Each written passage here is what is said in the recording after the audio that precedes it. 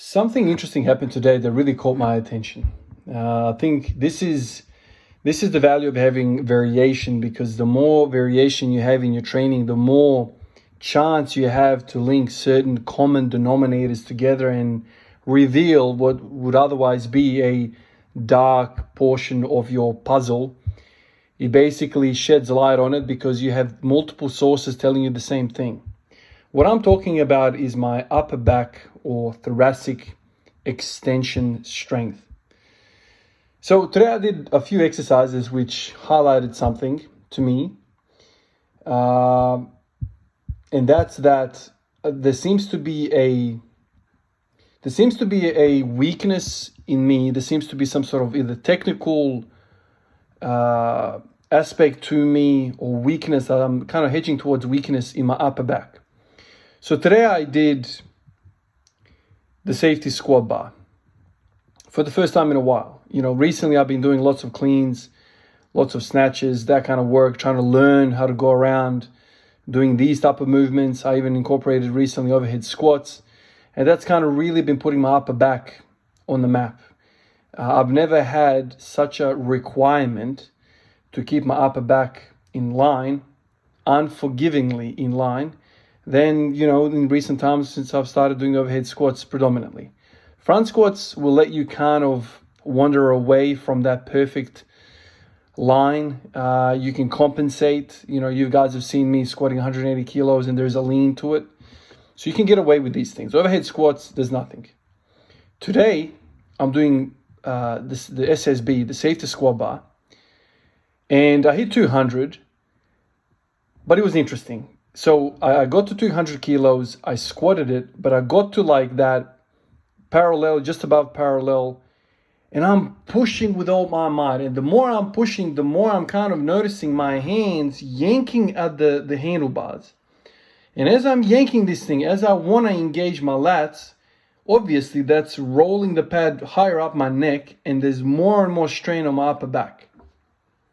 So I really want to use my legs, but I don't know why my body was just wanting to pull on it. Okay, this is really, really heavy, so let's engage the lats. In a deadlift, that makes perfect sense. Because when you engage the lats, you're keeping that thing really close to the center line, middle of your foot. And that helps you, right? Because as soon as that force is moving away from you, you're going to really cop it, because the forces required multiply tenfold.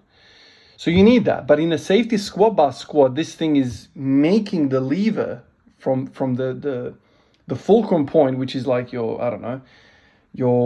coccyx bone. It's the lever, it grows further and further as that bar of the SSB rolls, as that pad rolls up your neck. So you're extending the bar because you're rolling it and it's lifting above. And that, my friends, is no way of lifting heavy weight. You're going to get weaker because the forces are multiplying against you. So that was interesting. And so halfway through that lift, I decided instead of to push on the thing. And as soon as I pushed on the thing, you can see on the video, I start to kind of just go up. Anyway, I kind of giggled to myself and I was like, my God, I really made that hard. Harder than it should have been. Unracked it, felt strong, get in there, get in the bottom of the squat. I jump out, boom, I go into the lean, boom, I'm yanking on the bar, boom, I'm getting folded over. And then I'm like, oh, wait a minute, let me push on this. As soon as I pushed on this, I just stood up. Just stood up. So I did that. Then I went to benching. And in the last last few sessions, I've noticed a pattern with me that I don't know why I started doing this, but at the bottom of the bench, I started lifting my head off the bench. And what's wrong with that, you might ask? Well, lifting the head off the bench is causing flexion of the thoracic spine. So I'm flexing the thoracic spine in my SSB. I'm trying to flex during the bench. And obviously, when you start to roll your thoracic spine, you are not in a position to push with perfect form. You need thoracic extension in the bench. Essentially, you need to stick your chest out to feel strong, because that's when the shoulders go down into the sockets and you feel stable. If you start to curl or do a sit-up type thing, or a chest starts to pick up off the bench as the bar is going down, so you're not resisting that bar trying to fold you over, but you're kind of folding with it, your shoulder blades are going to lose contact with the bench and it's over. So these two things happen, and I thought, well, isn't this interesting? Why is this happening? Why am I doing this? So, my elbows are fine now. I've been doing a lot of hammer work, so that's not a problem now. And I've kind of hit a bit of a sticking point in the last few weeks where I've kind of been pushing the same kind of recipe, and my elbows feel great. It's all good, and I'll continue to do it. But now I feel like my upper back is lagging. Now I've hit the next train station. Only if we could just continue doing the same old thing, hammering it away until we, bench press the damn sun. It would be great, wouldn't it? But no. Every increment that you have in your journey will probably present a different type of circumstances, a different puzzle to solve. So, okay, you've addressed the elbow pain. That's fine. You're putting a lot of volume in. But now kind of what's happening is that you are hitting the rev limiting on a different member of the team of the body, right? So let's say the upper back is now the rate limiting step. It used to be the elbows, and now they're cool, but now it's the upper back because now we're hitting 140 for doubles on the regular, and the back is now letting go, not the elbows. Okay, so what do we do with this? We've now hit on all 3 or 4 lifts. We've hit a common denominator all lifts. On my squat, I crunch forward. I have chest caving. I have thoracic integrity issues, so I kind of lean over.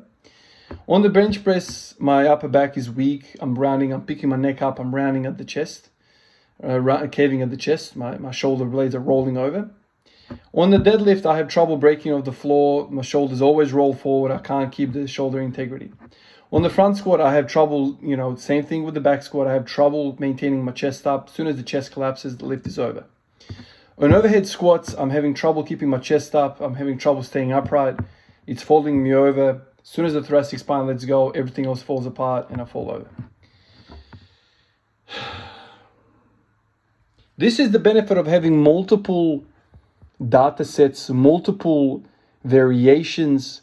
This is the benefit of having variations through your training, because you have multiple perspectives which shed light, and you can take this data, you can take these lessons that you learn from each lift, and you can kind of make it like a common conclusion. Okay, there seems to be a problem with the upper back, and not necessarily, let's just do more lats and pull-ups. No, doing pull-ups is not going to address you having thoracic extension.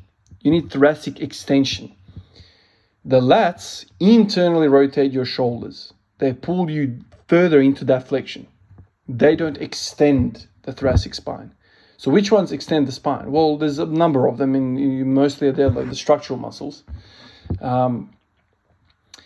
Immediately, I start messing around. I start doing neck extensions. So I sit in a chair. I put my elbows to my knees, kind of like in a resting position in a chair, and then I start kind of looking up and down. And I'll do like 6 or 7 sets of 30, light up the back of my neck, light up, I don't know what it's called, like upper traps, middle traps, something in the traps that helps to extend the neck, the head.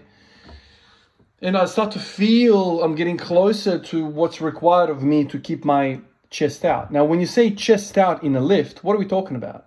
Well, predominantly means head up.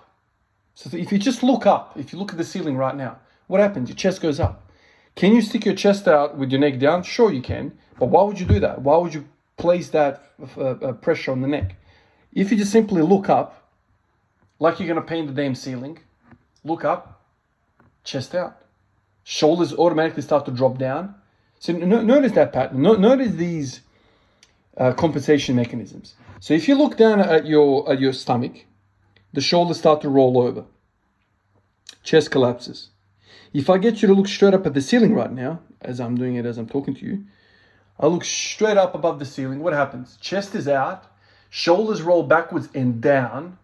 I'm looking up, and I'm like, my God, this is perfect. This is exactly what I need in all my lifts. Look up, chin up. Look up, chin up. This is like perfect bench press position. This is perfect squat position in all the freaking things that I'm doing. Look up. Geez, that sounds simple, doesn't it?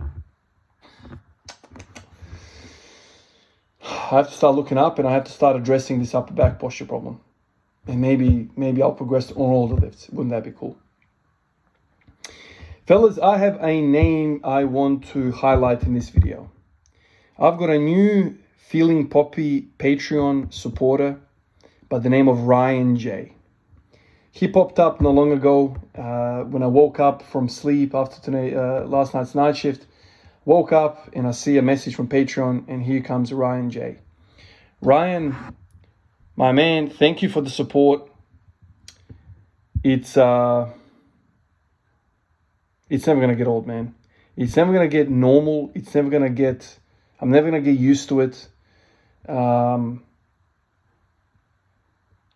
It really means a lot, man. I really appreciate the support. I never imagined this would ever be the case, but here are a bunch of names who have gone out of their way to support some guy at the end of the world in Australia, at the bottom of Australia, in Adelaide, in a garage, doing his thing and sharing his passion. And I have a community behind me. So I want to thank everyone. I want to thank Ryan. It's a special feeling, guys. It's a special feeling when you have support for simply enjoying your passion and sharing your passion with others. Isn't that a beautiful thing? Appreciate you guys, and I'll catch you in the next one. Peace out.